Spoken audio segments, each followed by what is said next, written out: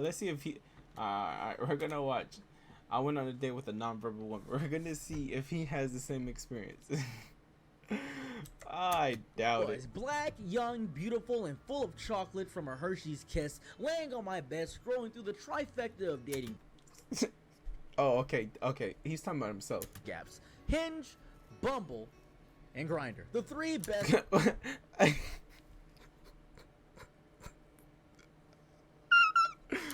dating gaps on the planet. And through my For who? valiant efforts, I managed to secure someone of the opposite sex. Oh, I was so excited. I was so gracefully accepting. We talked. Not on the phone, but through text messages. We expanded each other's That's not talking. That's sending letters electronically. vocabulary. We learned of each other to and fro. It was amazing. And then she said, would you like to go on a date? I said, oh, exciting. I'm so excited to go on a date. I love this. This is what I live for. This is what I breathe for. This is what I've been doing for years. This is what I want. So, All right, buddy, chill out. what happens next? When I drive in my whip, I text her and say I'm ready. She comes out. There's a man with her. I'm a little bit concerned. I didn't know you were polyamorous. I'm very scared about this now because I didn't know this was about to happen to me. Polyamorous situation. This is about to mess me up a little bit because I'm kind of monogamous. Monotheism. One God, one soul, one truth.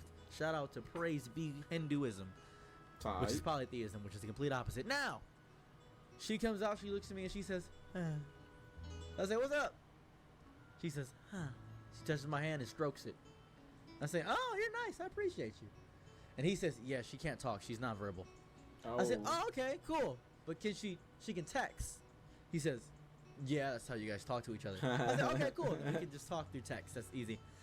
And he said, oh, okay, well, I'm her caretaker, and I'm here to be here on the date to make sure that everything goes well. Yeah. I said, I think she's fine. Yeah, nah, bro, get your ass up on that here. He says, no, I get paid for this, so I'd like to come out here. I'm like, Getting paid to watch a date sounds fine. I ain't feeling like that'd be funny as fuck. okay, fine by me. I say, do you want him to come? And she says, huh. I said, okay, fine. So, we She shook her drive head, yes. to Olive Garden. A little nice area. We don't like Olive Garden, so we go someplace else. We go Dave & Buster's. Flashing lights mess her up a little bit. She hates all the noise. We leave Dave & Buster's. So we just go to a park. Dave & Buster's in the first date is fine too. That shit fine. That's a good way to get the stimulant in the brain. It tricks her that she likes you more than she might actually do. So that's a good first date for y'all. It's a good first date tip. Fun time at the park. And he's talking and trying to talk for her. Park and I is said, second date or third date. Let her speak. She's fine. And he says she can't talk. I said, but she can communicate. Big difference, brother. I didn't say that she had to talk. I said she has to speak. Listen to me right quick. Hand her her phone. She gets handed the phone because you was holding onto the phone for her. Why? And she says, let's dish this guy. I say, okay, cool.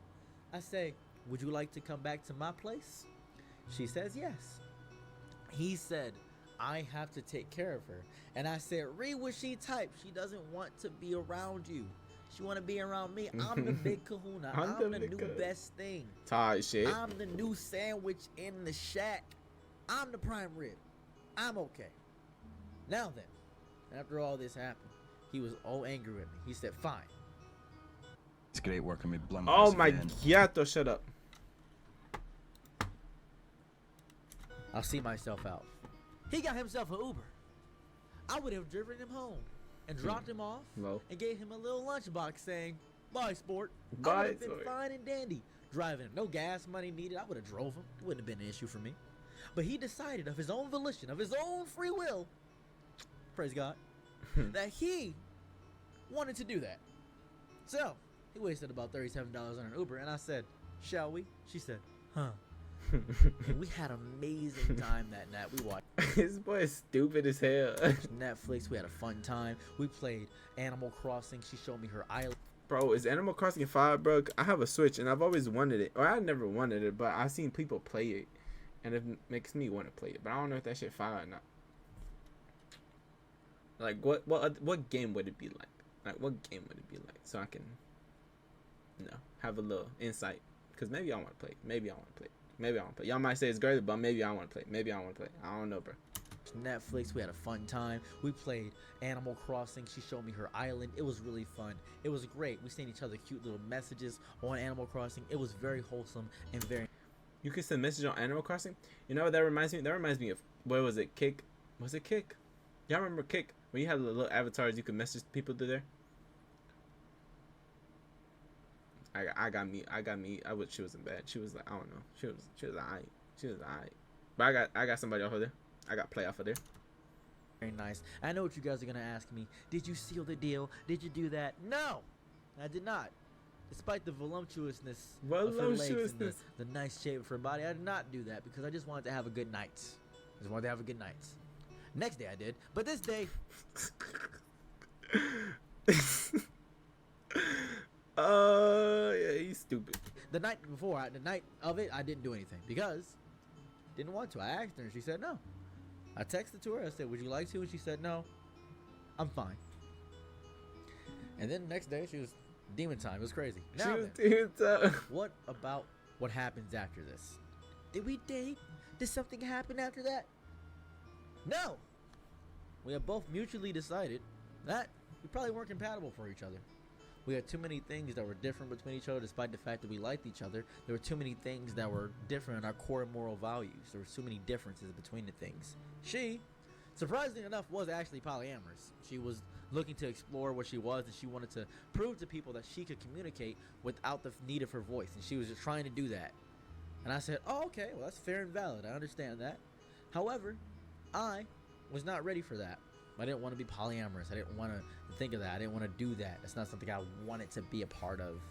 And I appreciate anybody that is polyamorous. I'm a little surprised with that because bro dated a 9-year-old woman. Bro tried men.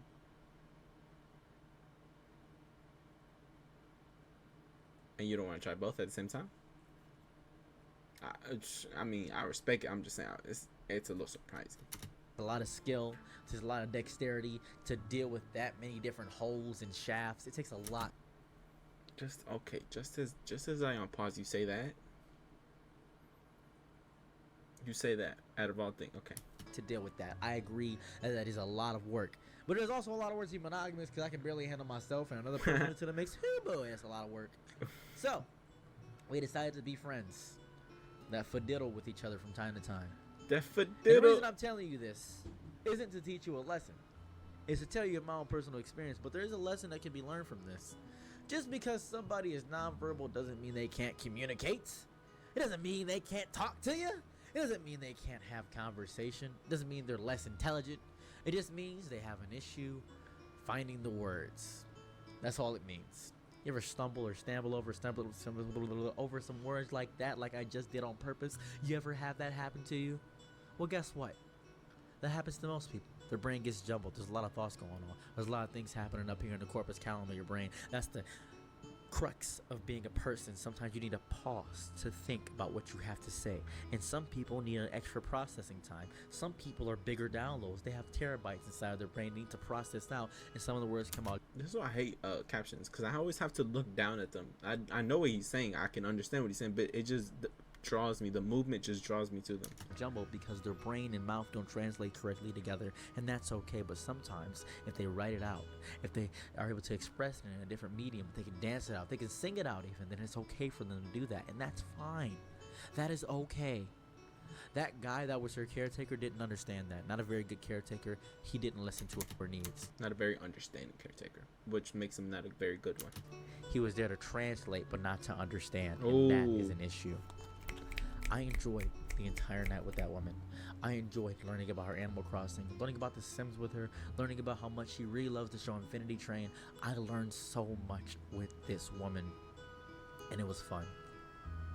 I encourage you to not judge someone based on what you think your preconceived notion is of them, because everybody is so individualistic. They have all tiny minutiae details of how they are as people, and you should go and learn the extra effort for your friends, for people you love, for your family. You may not know everything about them. You may learn something you may love even more about them. And that is the beauty of loving somebody. That is the beauty of being with somebody when you don't know them. It is an adventure, it is an experience, it is a joyful road down that you take hand in hand. Most humans are drastically misguided and desperate in their loneliness, and they think they want something when they don't really want it.